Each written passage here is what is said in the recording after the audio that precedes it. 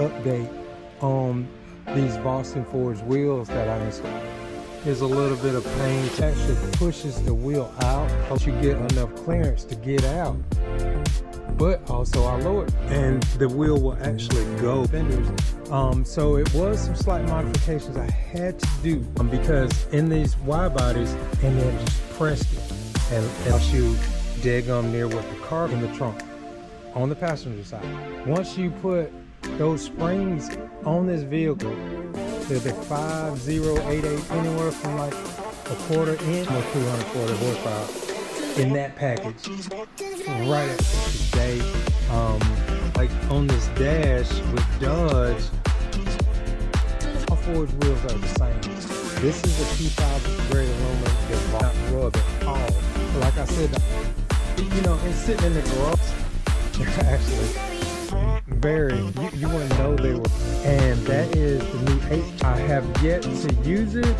I mounted it up today, and it looks here where you can rotate this thing. You can get arms.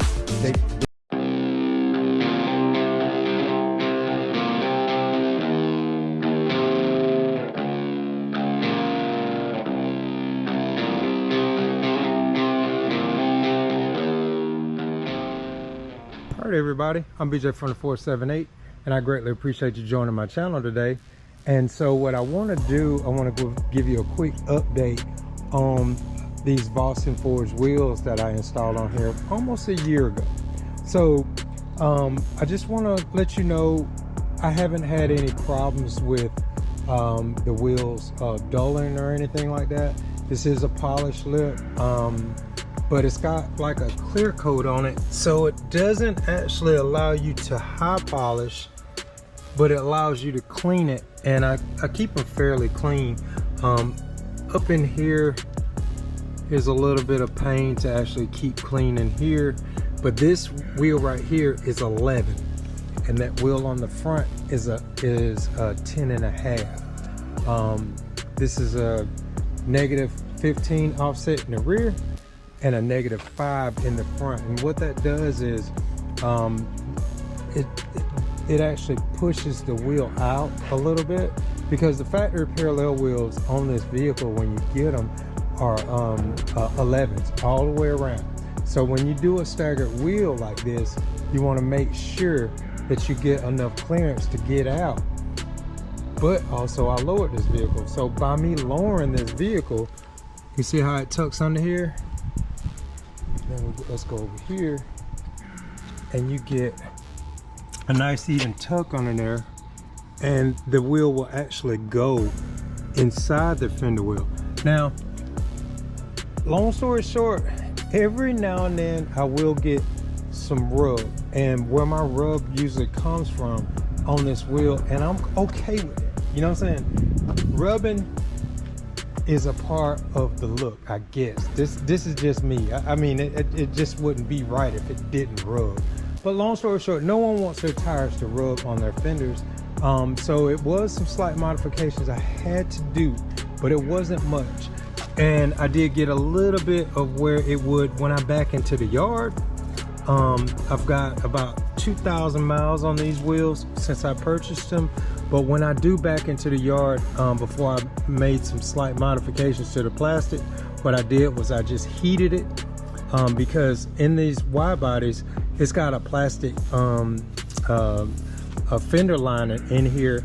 And so what I did was I just took the wheel off and heated it with my heat gun, and then just pressed it and left it. And once I pressed it over a little bit, I was able to get it out of the way, refit the wheel, and then I didn't scrub my tire anymore.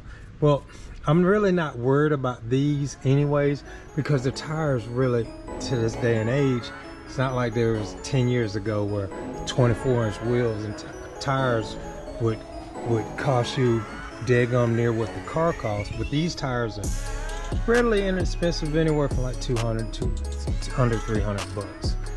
So I'm not really ticked off about that. I'm just glad the wheel wasn't damaged. But the front, I have no issues on turning wise, and I don't have any issues with it rubbing on the front. We're good on that. I just had a slight issue on this side over here, and I already know what it is. Anybody can guess? Okay, let me tell you. So all these cars have the battery located in the trunk on the passenger side. Well, that battery weighs like 65 pounds. True enough, I lowered the vehicle. See that squat right there? See this squat over here? It's probably a ½ inch lower on that side. And these aren't coilovers. So what happens is, once you put those springs on this vehicle, and the reason why it does that is for the simple fact, this side does not have that weight on it. And it's to counterbalance this vehicle. So that's the reason why Dodge puts this battery on this side. And now you see, it is almost a ½ inch lower on this side, and they're the same springs. They're the 50888, and they are H&R springs. So anyone has this issue, I'm gonna tell you the quick fix you can do.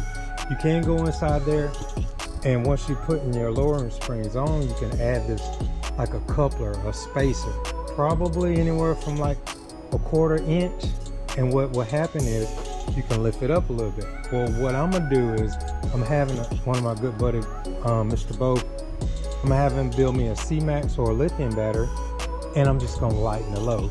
That's gonna take care of my problem. I'm not really worried about the counterbalance and beat for the simple fact, I race motorcycles. I do motorcycles. So, and we do fast motorcycles. So that, not fast to me. This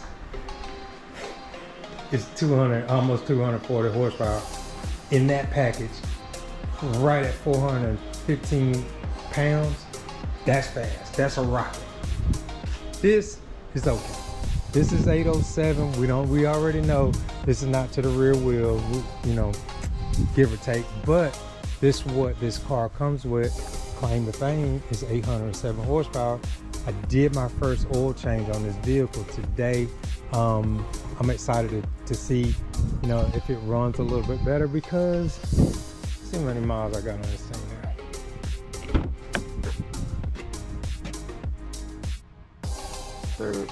3,300, 32.99. So I've been had it for 2 years. Ultra clean. I don't have any issues. I try to keep, I don't drive it that much because of the type of work I do car audio. So I'm in here, I do work on people's cars all day, and a lot of times I don't want to get back into my vehicle, you know what I'm saying? So I usually keep that shirt on the seat so I don't get any kind of stains or anything on it. Because I'm gonna tell you something, that hammerhead gray, I wish I never got it. People, you know, choose your interior wisely. It looks cool, and I'm telling you, it looks fantastic. Can you imagine your kids getting in there? Your seat's gonna be dirty as hell. But yeah, like I said, it's and I never understood what this was about, like on this dash with Dodge. But yeah, I don't put anything on this, and it came like that, and I just never, yeah, you see that.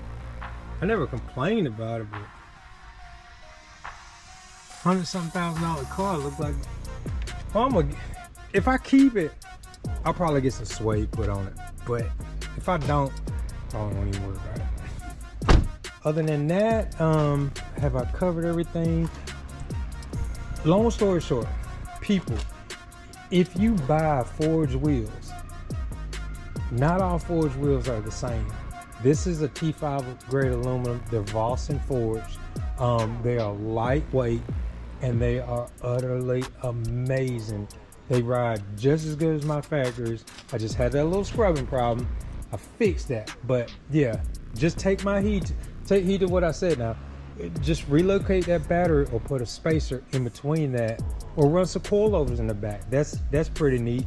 But the only bad thing about it, when I did coilovers on my 21 Charger, the only way you can adjust the rears was actually take the whole wheel off and the whole assembly and then adjust them. You couldn't adjust them on the car, and that just took all the fun out of it. It worked the hell out of me, and that is where you really want to sit. You want to sit just like this, and this side right here does not rub at all. But like I said, the only reason why I do get a little slight rub over there before I heated that plastic up was for the simple fact of that battery being on that side. And that's how I'm gonna it probably weighs more than 65 pounds, people.